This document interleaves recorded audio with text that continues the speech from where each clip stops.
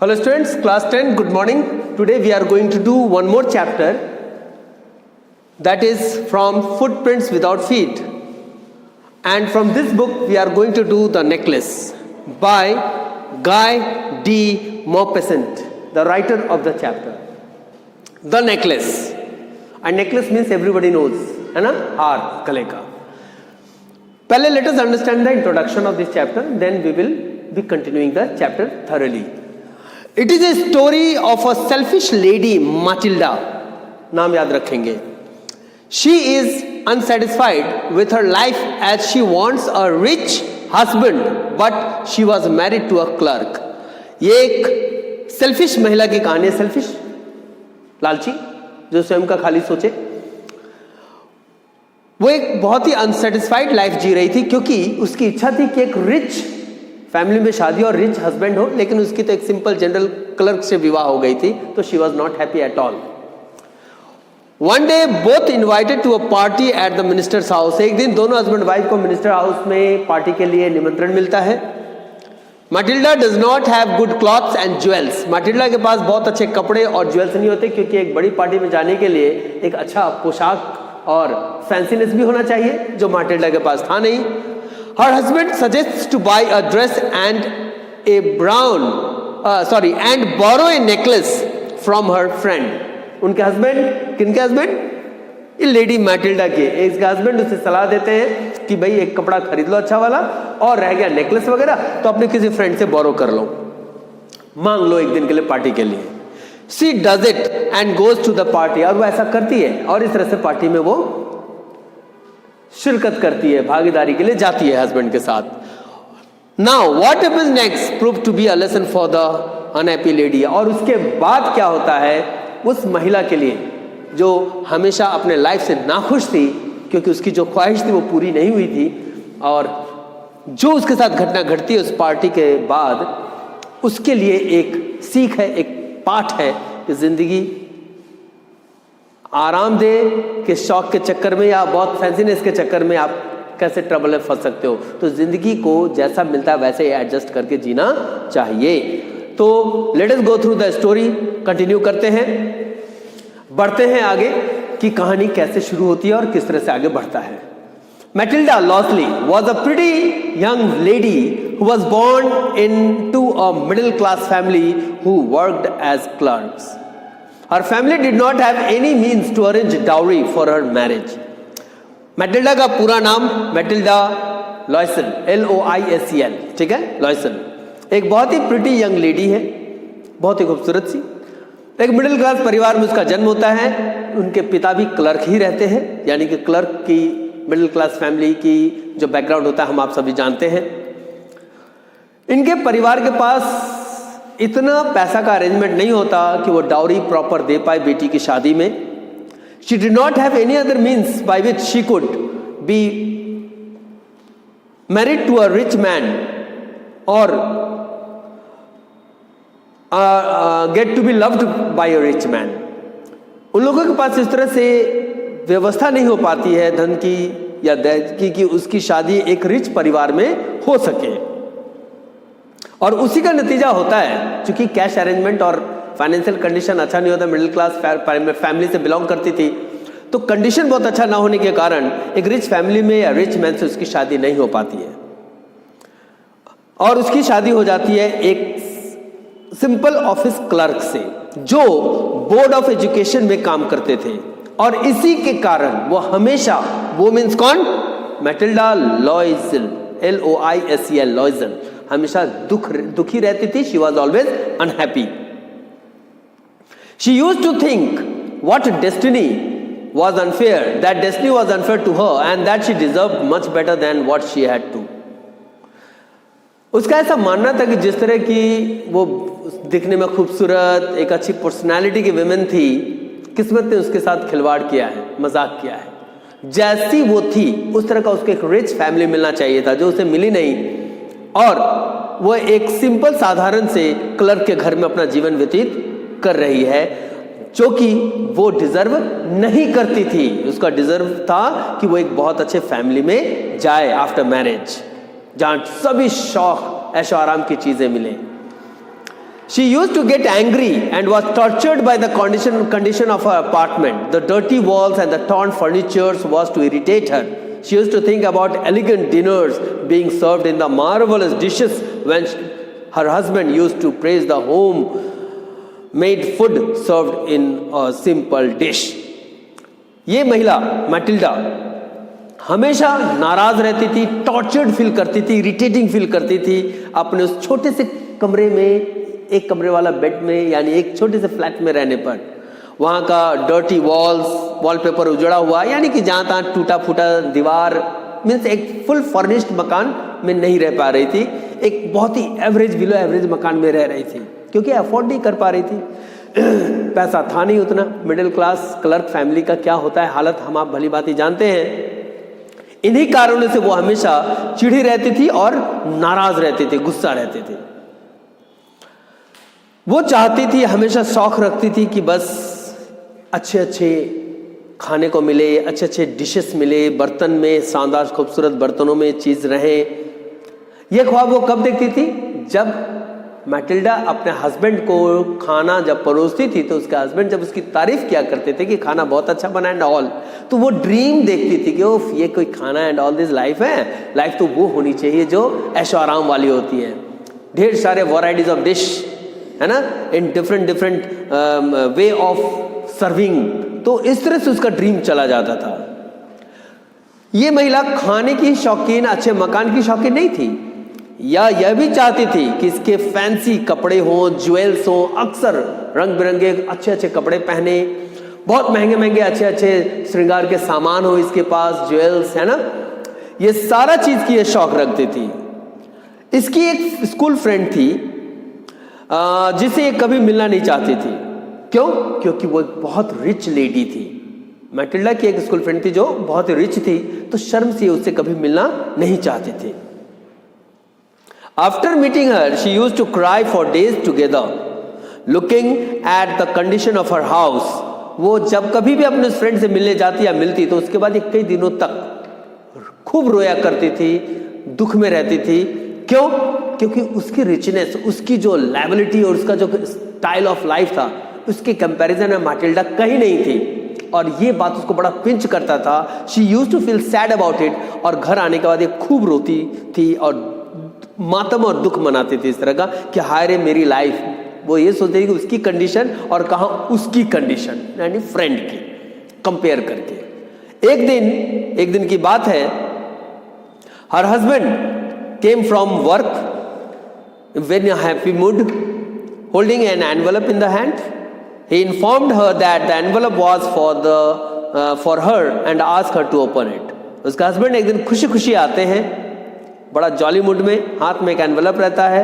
आकर वो अपने वाइफ को कहते हैं कि देखो भाई, तुम्हारे लिए एक चीज लाया हूं, तुम अपने हाथों से इन एनवेलप को लो और खोलो और देखो कि इसमें क्या है। अब मैटिल्डा को लगा कि मे बी कुछ खास सरप्राइज होगा हस्बैंड की ओर से। She quickly pulls out the printed card and she was excited to know what it was about. It was an invitation from the minister. Matilda फटक से वो एनवेलप लेती है हस्बैंड से, उसको टीयर करती है, उसमें से निकालती है, देखती है, पढ़ती है, तो काफी एक्साइटेड होती है। एक्साइटमेंट का कारण क्या कि उन हस्बैंड वाइफ को दोनों को इनविटेशन मिला था एक मिनिस्टर के यहाँ आने का। और इंट्रोडक्शन में आप देखा है कि मिनिस्टर के यहाँ क्या चीज़ का अरेंजमेंट था, एक पार्टी का अरेंजमेंट था। और आप समझते हैं मिनिस्टर्स एक हाई प्रोफाइल लोगों में आता है, उनके यहाँ जो भी पार्टी में जाएगा तो एक स्टैंडर्ड और प्रोफाइल लोग ही जाएंगे। तो इनको जब न्योता मिला, she was very happy about it. The couple had been invited to a dinner party at the house of the Minister of Public Instruction. She was supposed to be delighted as Mr. Loisel. Loisel? M. Loisel? Mr. Loisel means husband of Matilda. Matilda का पूरा नाम Matilda Loisel है, यानी कि surname of husband taken. तो Mr. Loisel, she was supposed to be delighted as Mr. Loisel expected, but she was really angry and threw the card while murmuring something. जिस खुशी में मैटिल्डा ने card लेकर फाड़ कर उस चीज को देखा था, हस्बैंड ने भी उम्मीद की थी कि she would be very happy कि यस आज एक शानदार पार्टी में इनको जाना है। लेकिन सारा का सारा सोच हस्बैंड का उल्टा हुआ। मैटिल्डा बहुत गुस्सा हुई, उसको फेंक दी कार्ड को और कुछ मरमरिंग करते हुए बुदबुदाते हुए वहां से निकल गई। She asked her husband what did she want her to do with the card.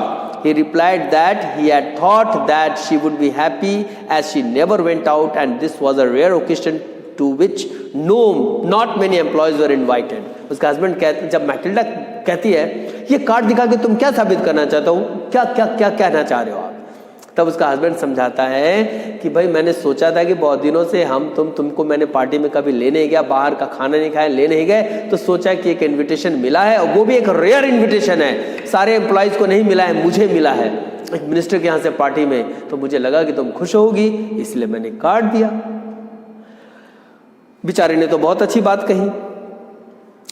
He also told her that she would be meeting a lot of people from his office there. और वो ये भी बताते हैं Matilda को कि अरे तुम तो इतना ही नहीं, तुम जब वहां चलोगी तो मेरे ऑफिस के बहुत सारे लोगों से तुम्हारी मुलाकात होगी, इंट्रोडक्शन कराएंगे, क्योंकि he was a happy man, जो लाइफ में था he was satisfied, a nice wife and a moderate family and simple living। लेकिन भाई पत्नी की सोच ऐसी नहीं थी। He also told her that he would meet a lot of people from his office. Matilda asked him, Matilda लेकिन उसे कहती है what could she wear to such a grand party? कहती कि बताइए है कि जाने की बात तो हो रही है लेकिन इतनी बड़ी पार्टी में वो क्या पहन के जाएंगे। ऑब्वियसली क्वेश्चन वाज देयर कि पार्टी इतना शानदार, इतना बड़ा, एक middle class average family. Matilda की सोच कहानी के अनुसार हम जान रहे हैं कि she was very ambitious in a sense she wanted to live a very luxurious life.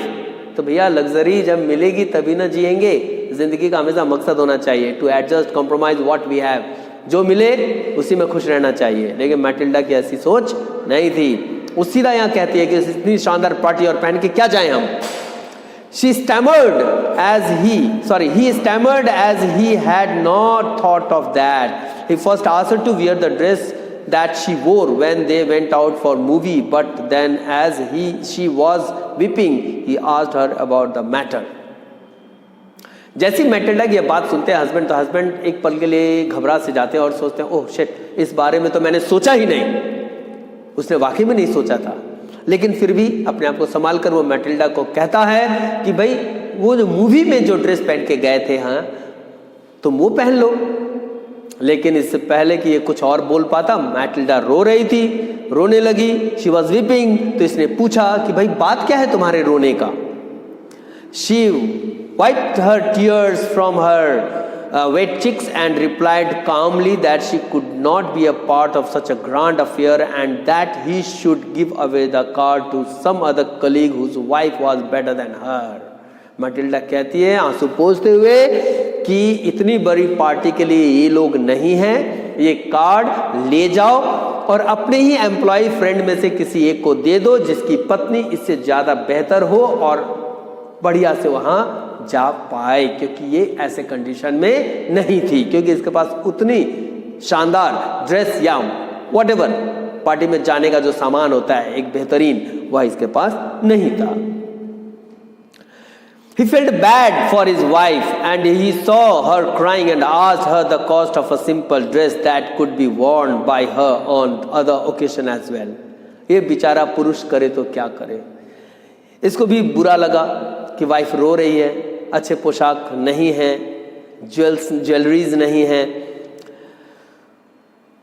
ठीक है ना, और ये सिंपल ड्रेस पहन के जाने की बात कही उसने कहा, क्या कहा? He felt bad for his wife and he saw her crying and asked her the cost of a simple dress that could be worn by her on other occasion as well. उसने पूछा कि अच्छा चलो मान लो, पत्नी के लिए तो बुरा लगा ही इसे, इसने कहा कि मान लो एक सिंपल अच्छा सा ठीक ठाक एवरेज ड्रेस खरीदे तो उसकी कीमत क्या होगी, पत्नी से पूछता है यह।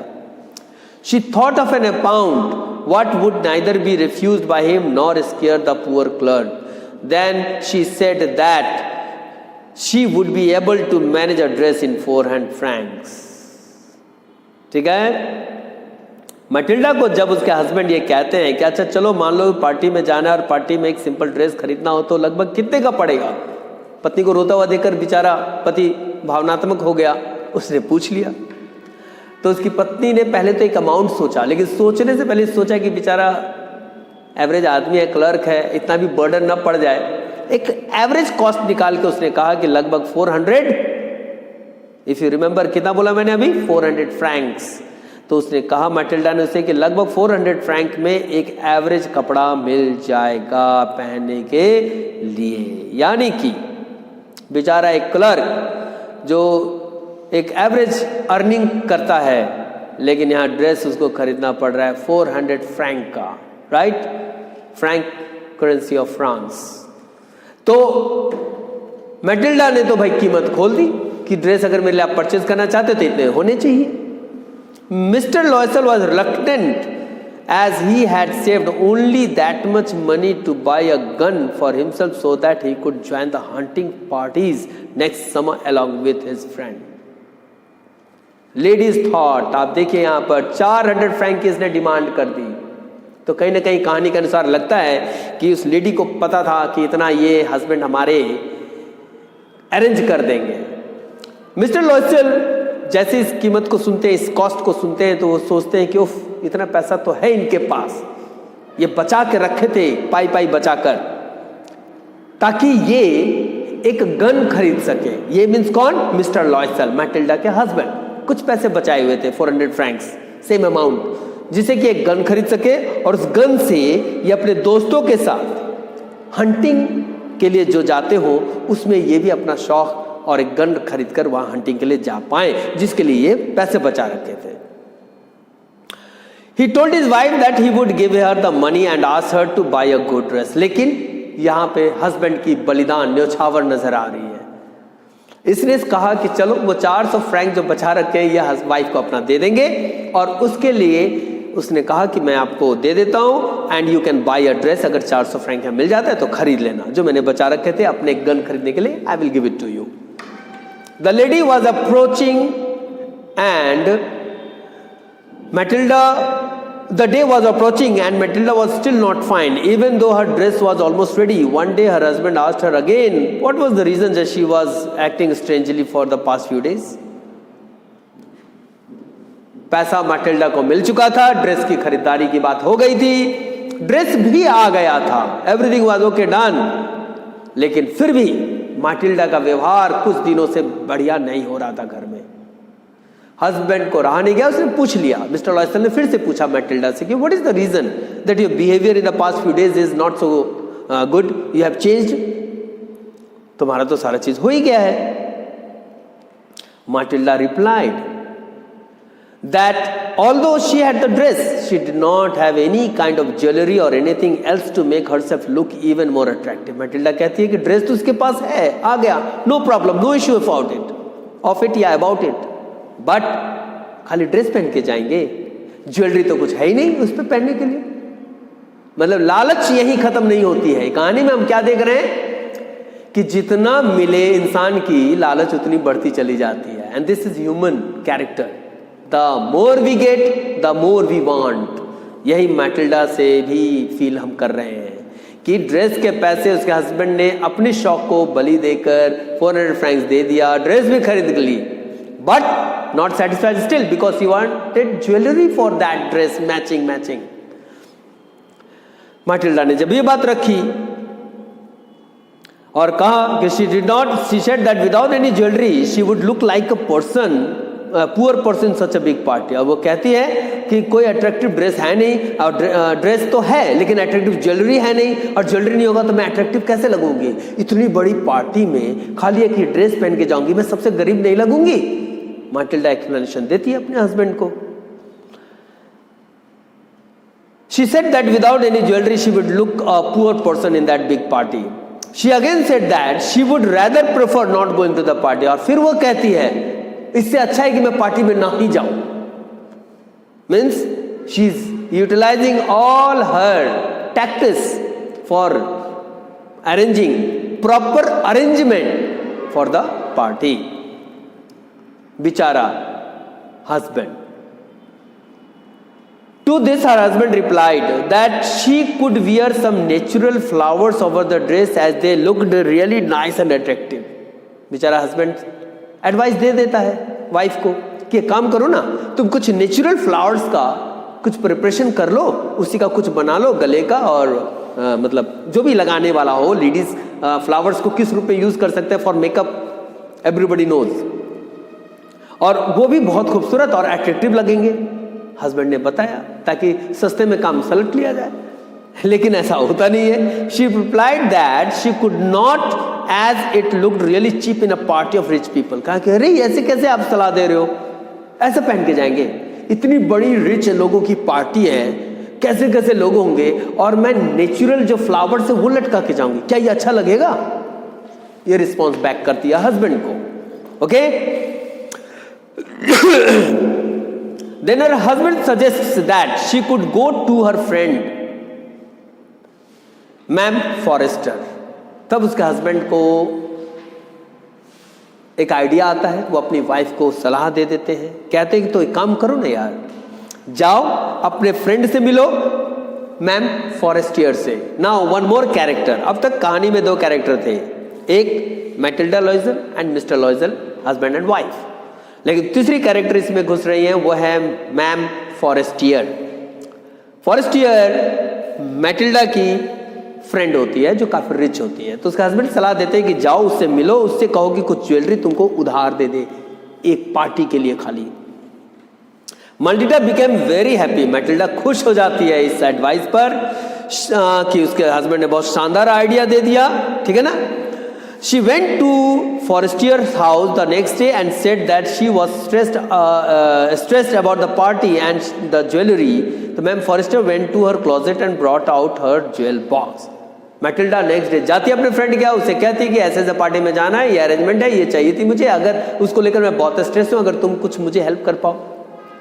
फ्रेंड्स फॉरेस्टियर, मैम फॉरेस्टियर मना नहीं करते और जाती है, सेफ से अपना पूरा ज्वेलरी का सेट लाती है क्लोजेट में से और लाकर वहां रख देती है। Ma'am Forestier asked her to choose for herself whatever she wanted. Ma'am Forestier Matilda को कहती है कि इसमें से जो तुमको पसंद है चुन लो। सॉरी।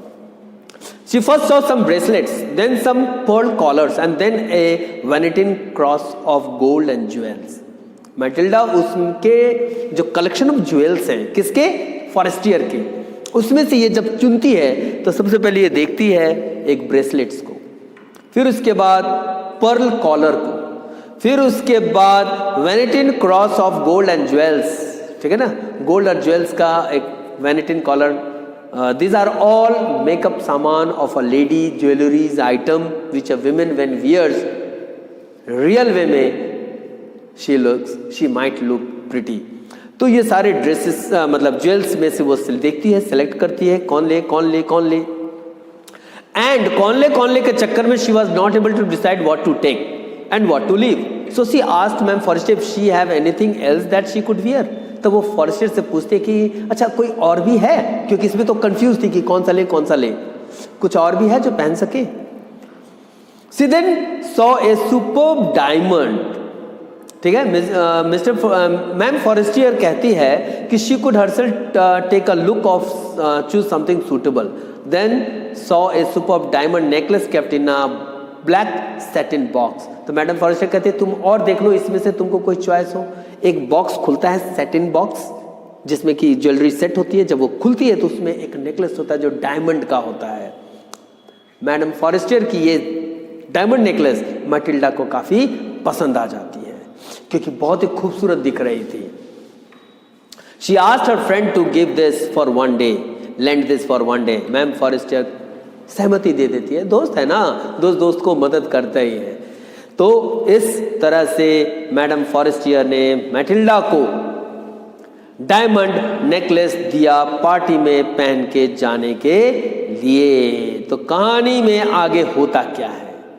आगे ये होता है कि मैटिल्डा अपने फ्रेंड को उस गिफ्ट देने के कारण गले लगा लेती है अफेक्शन में, और वहां से खुशी से और थैंक्स आभार व्यक्त करती है और वहां से अपने घर चले जाती है। पार्टी का दिन आता है।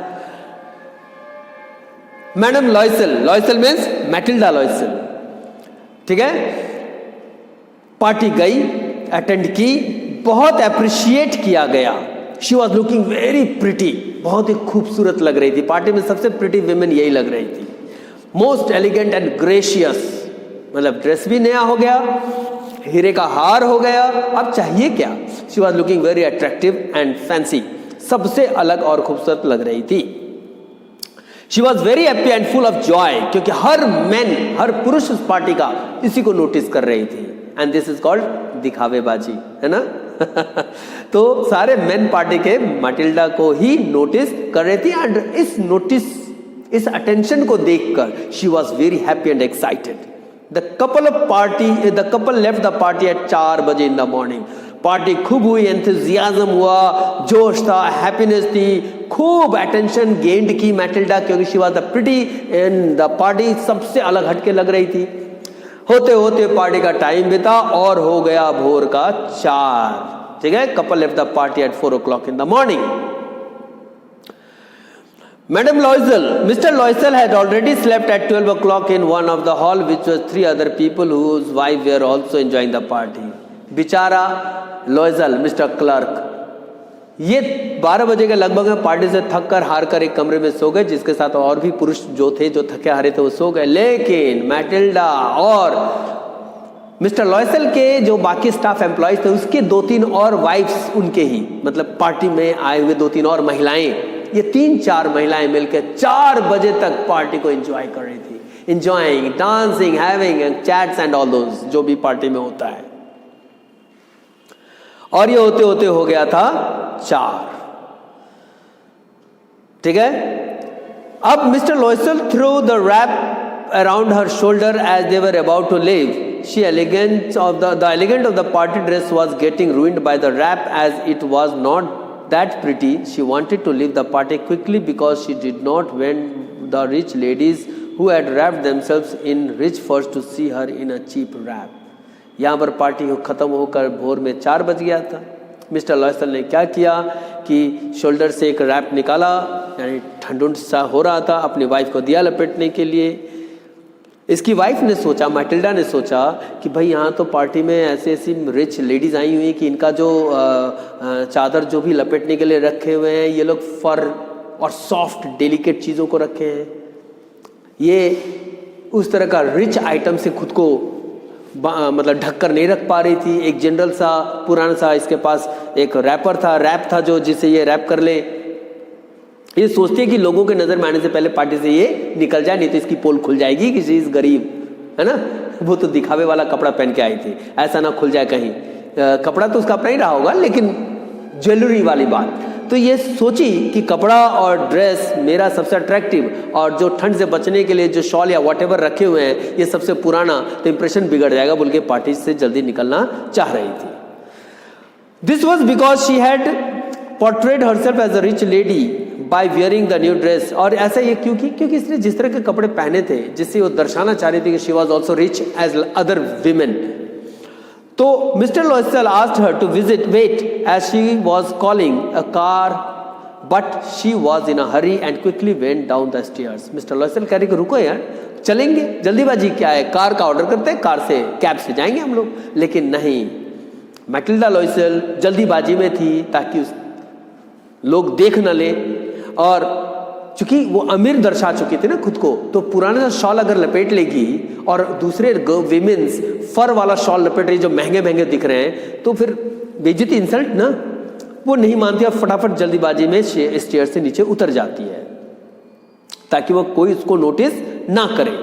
As they got in the street they were looking for a carriage which could take them home but could not find one. जैसे ये लोग सड़क पे आते हैं कैरेज के लिए, मतलब she did not want to be noticed, ये तो नोटिस तक रखते हैं, और as they want on the street, मतलब ये नोटिस नहीं होने देने के लिए फटाफट भाग के आती है। और जैसे ये लोग सड़क पे आते हैं, क्या देखते हैं कि चारों तरफ सन्नाटा है, क्योंकि 4 बजे 3 बजे भोर में क्या आपको मिलेगा आने जाने की यात्रा का साधन, नथिंग कुड बी फाउंड। ठीक है, कोई गाड़ी कोई कैरेज नहीं मिल रहा उसे। Then they saw a coachman at a distance and started calling him. तभी इसकी नजर पड़ती है दूर एक तांगे वाले पर, कोचमैन पर, और उसको आवाज देकर बुलाया जाता है। The coachman did not stop, they kept walking together towards the river and finally found a carriage the kind of find in Paris at dusk time. Coachman को आवाज देते हैं लेकिन कोचमैन रुकता नहीं है, तो ये लोग टहलते टहलते टहलते टहलते आगे बढ़ते चले जाते हैं। और तब एक नदी के किनारे बढ़ते हुए, जैसे ये लोग आगे बढ़ते हैं कि ये लोग देखते हैं कि एक बग्गी वाला carriage person was standing there. ये उसको आवाज देते हैं, बुलाते हैं और कैरेज पर्सन को घर ले जाने के लिए कहते हैं और कैरेज को बुक कर लेते हैं। अब डस्क टाइम में, डॉन टू डस्क, सूर्योदय से लेकर सूर्यास्त तक, सूर्यास्त से लेकर सूर्योदय तक की पार्टी की कहानी एंड मैटिल्डा की सारी चीज़ें और उसकी जो कारस्तानी और उसकी डिमांड एंड पार्टीज को हमने देखा जाना। घर लौटने का टाइम हुआ, कुछ मैंने उनको गाड़ी मुहैया करवा दी, ये लोग घर गए। बट क्या होता है उसके बाद, we will be doing it in the next video. So students, what you do is go through the video, listen to it, और यहाँ तक के सेक्शन को इफ यू विश आप चैप्टर में पढ़ भी लो and then write the summary. और समरी क्या कर रहे हैं आपको, 10 से 15 लाइन हाईलाइटेड लाइन लिखिएगा, ठीक है ना। समरी का मतलब एक पैराग्राफ ना करके पॉइंट बाय पॉइंट अगर आप लिखते हो तो it would be also impactful. आप उसको कीजिए and submit in the group at 7 today. Thank you.